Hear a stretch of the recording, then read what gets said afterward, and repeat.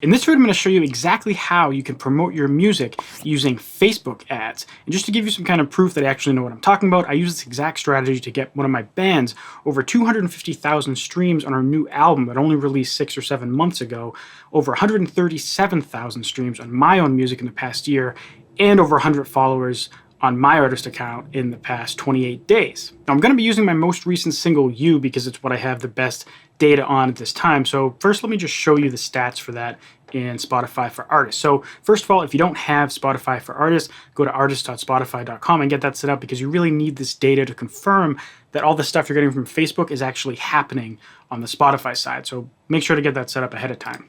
So this is the song. It came out March 13th, so it's been a little more than a month at the time of this recording, and it's gotten a total of 3,600 streams, which, by itself is great. But if I go back to the music tab here, you can see that it's gotten 1.1 thousand listeners and 2,900 streams. So people are listening 2 to 3 times, which is really great data. And it's gotten 450 saves. So like 40% of everyone that hears the song saves it to their profile. And that's when I actually go and look at the data. You see that at this time, 39% of the streams are just coming from people listening again in their own library, because when they save it, it saves it to their library. Now, also, there's other listeners' playlists, and there's a couple different aspects of this. If I go down or actually go to the top and look at playlists, I have my own playlist that I grow. So if you want to see how I grow my own playlist, let me know in the comments. But these are all the playlists it's on. It's on 130 playlists without actually trying to get on playlists, because when people hear the song, a lot of them add it to their own playlist if they like it. And that's one, great data for Spotify, and two, great for you, because it means that people are going to listen to your song over and over again. And you can see the different types of playlists that are in here. These are just people's playlists. So the reason why we care so much about getting repeat listeners, a high save ratio, and getting users to add the song to their own playlist is all because of Spotify's recommendation engine through all of their algorithmic playlists. That is by far the biggest driver of streams and new listeners on Spotify that you could possibly get. And if I look at my band song, Nothing's Over, that came from that album, it's gotten 154,000 streams. Now, I can only look at the data for the past 28 days on Spotify, but in the past month, 44% of the streams have come from Spotify algorithmic playlists. And if I go to the playlist tab, you can see here, I think I can actually do since all time, we've gotten 38,000 streams from Discover Weekly, 9.1 thousand from Release Radar, a bunch from Daily Mix, Radio on Repeat, and that just happens because the song had great data, and Spotify pushed it out. We stopped promoting this album months ago, and it still, every single month, gets 8,200 listeners, mostly from Spotify's recommendation engines. And by the way, Andrew Southworth, GenereStudios.com, can help you make music and get heard. Hopefully at this point, you're convinced that this stuff actually works. So let's take a jump to my screen so I can show you how to set it up inside Facebook ads. So if you don't have Facebook ads set up, go to business.facebook.com and just follow the steps and get it up and running. This is not the same as hitting the boost button or the promote button inside of Facebook or Instagram. It's a much more custom process. Now, the way that this works is you have all your different campaigns, and the structure of an ad, just as a rough overview, is you have a campaign, a bunch of different audiences inside that campaign, and each audience can have one or more ads that you're pushing them. And Facebook's going to automatically find out which ad in which audience gives you the cheapest result. So the first stab at a campaign that you might want to set up is just a link click campaign. So if I hit this create button, these are all the different campaigns you can set up inside of Facebook. Typically, long term, I go with conversion campaigns, but I don't want to overburden you with information at this time. So traffic campaigns basically means you want someone to go to your website, is a great way to start, and it can get you a lot of great results. So let's click this traffic button, and I'm going to name the campaign. I'm just going to call this You Test Campaign. And for daily budget, you can do anything you want, really, as long as it's more than $1. So for my main campaigns, typically I start with $10 a day up to like $20 a day. You could do less, you could do more. It's up to you as an artist what your budget is and what your goals are. I would recommend starting low if you're just getting into this, because it's a big learning curve. You need to see what data is coming in and adapt over time. So let's just say we'll start with $2 a day. There's nothing wrong with that. And then hit continue. Keep in mind, every couple of months, Facebook changes this layout, so just understand the process and you can figure out where the buttons are. Now we're into something called the ad set. This is where you actually define your audience. And I name this after the fact because I never know what I'm going to pick here. And this is where you enter your country. So there's a bunch of different strategies you can use at this point. I would not recommend going worldwide because some countries are dirt cheap and some countries are very expensive to show ads to. But also those really cheap countries tend to have a lot more what's called link farms or bots that will just kind of click things and not actually go anywhere. So if you choose like sending all your ads to India, there's a high probability that you're going to get a lot of fake cheap results, and on Spotify you're not going to see any data. So it's good to start with countries of very high economic status like the United States, Canada, United Kingdom, and the list goes on. You know, fill that up with countries that are in very high economic standing.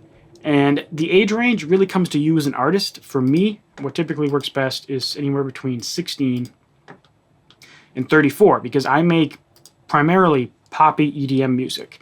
Now also with my band that I showed you, Day 4, that's kind of the same age range because it's kind of like Linkin Park-esque, like rock, metal, that kind of genre. So I might do like 16 to 44 just to make it a little bigger. Gender, I typically leave open. If you make certain types of music, you might want to get more specific with that. Now, the detail targeting is one of the most critical aspects of this. So first of all, just type in Spotify. Facebook has a great understanding of who actually has Spotify accounts because a lot of people sign up with their Facebook account or they have it linked in some way. So that's a pretty good indicator that everyone that sees this ad is going to actually have Spotify. Now, you can just enter more stuff here, but the way that everything is grouped, you want to hit narrow audience. So basically this means anything in here and this. If you just start putting stuff in this category, it's going to be that or that. So if I do and, for me I might do electronic music and I might do like pop music. And what you could also do is you can add a third step in there and you could add pop music in here and remove it out of there. So that makes it someone has to have Spotify, like electronic music and like pop music. But at the same time, you want to pay attention to this audience size because it's only going to reach fewer than 1,000 people. So if I do that, you can see here that, oh, that's why. So you can see here, there's electronic music field of study. That's why it was so limiting. So now we can do electronic music interests. And now the audience goes up to 33 million people, which is huge. At this point, I want to point out there's a lot of different strategies of what you can enter into this detailed targeting. Using genre targeting can be pretty good, like house music, EDM, dance music. But another strategy is to use artists. If you know that your music sounds very similar to like Ed Sheeran or something, or like Katy Perry, a lot of artists are directly targetable. So if you know your music is like the fans of that music will very definitively like your music, enter those artists there. And that's one strategy of how you can divvy all this up. And there's other ways to optimize and compare different types of ads and see which one's cheaper, but that's more advanced. And I just want to get you an ad that's running, that works up front. And we can talk about how to actually optimize it in a future video. So if you want to see that, leave a comment in the comments and just let me know what you want to see more coverage of. So scrolling down, typically you want to do manual placements because I found that the best way right now in April 2020 is to use story placements. So we're going to be running this ad on Instagram stories, Facebook stories, and Messenger stories. So you go here, you turn off feeds, turn off in-stream, turn off search, turn off an article, and apps and sites. Don't worry about what those are at this point. Just know that you want story ads. And now we can see where we're at. So we're going to be reaching 30 million people. That's our whole audience. And we're actually going to reach between 537 and 1,600 of them every single day with our, $2 or $3 budget. Click continue. So now we're inside the actual ad. This is where you decide what Facebook page is going to be associated with it, what Instagram account is going to be associated with it, and then you select your actual ad. So most of the time, I'm going to go to this add media button, hit add video.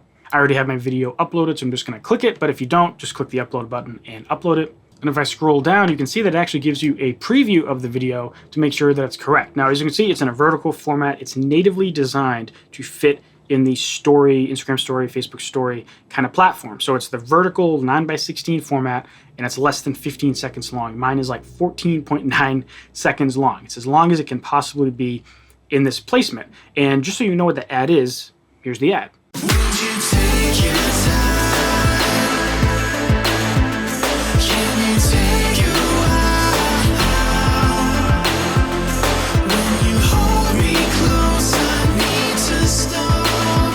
So since we're running this ad on a story placement, you don't need to worry about text and headlines and stuff like that. You just need to worry about the website URL. So in this case, all I'm going to do is go to Spotify. I'm going to open my artist account and get these three dots here and share, copy song link.